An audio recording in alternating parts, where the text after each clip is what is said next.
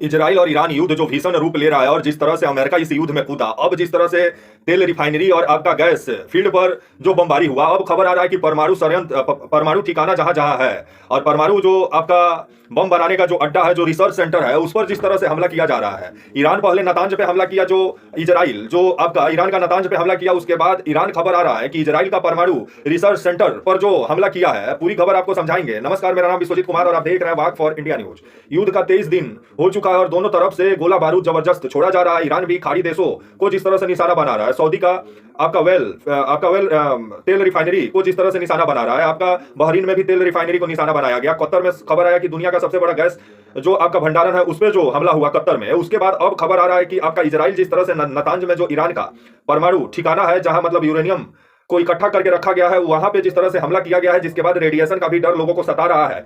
तो वहीं इसका जवाबी कार्रवाई करते हुए आपका खबर आ रहा है कि रात में ही आपका जो ईरान है, वो आपका डिमोना एक शहर है आपका इजराइल का, जहां मतलब परमाणु रिसर्च सेंटर है, इस शहर पे जिस तरह से हमला बोला है। रिसर्च सेंटर को तो ज्यादा नुकसान नहीं पहुंचा है, लेकिन मिसाइल और ड्रोन जो आपका रिहायशी इलाकों में आके गिरा है, जिस वजह से काफी जान माल का नुकसान बताया जा रहा है। 27 से 40 से 50 लोग घायल बताया जा रहा है, कुछ लोगों की मारे जाने की खबर है। अब जिस तरह से ईरान के जद में इजराइल के कई शहर जिस तरह से मिसाइल के जद में आपका डिमोना हुआ, या आपका अर्दा हुआ, या आपका बेरसबा हुआ, या आपका नेगबे क्षेत्र हुआ, जैसे इलाके जो हैं आपका, और आपका राजधानी इजराइल का तेल अवीव, ये भी जिस तरह से ईरान का मिसाइल का जद में है, क्योंकि ईरान 2-2 हजार 3-3 हजार किलोमीटर रेंज वाला जो मिसाइल बना के बैठा हुआ है, और जिस तरह से खाड़ी देशों को धुआं धुआं किया है, अब इजराइल को जिस तरह से धुआं धुआं कर रहा है। तेल गैस संकट तो ऐसा ही दुनिया पर बना हुआ है और दुनिया तेल और गैस संकट से तो जूझ ही रही है। अब जिस तरह से परमाणु आपका जो ठिकाना है, उसको जिस तरह से निशाना बनाया जा रहा है, तो आने वाले समय में ये युद्ध जिस तरह से परमाणु युद्ध का ना शुरुआत करा दे, क्योंकि